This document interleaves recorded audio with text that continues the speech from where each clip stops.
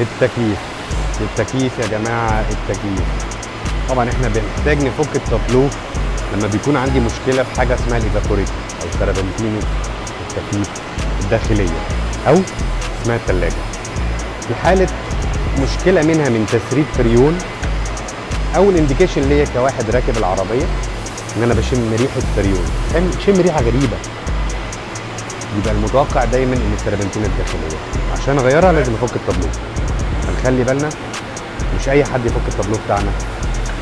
كان معاكم عمر فخري من 1 اوف 1 اوتو ريبيرنج جراج. شكرا.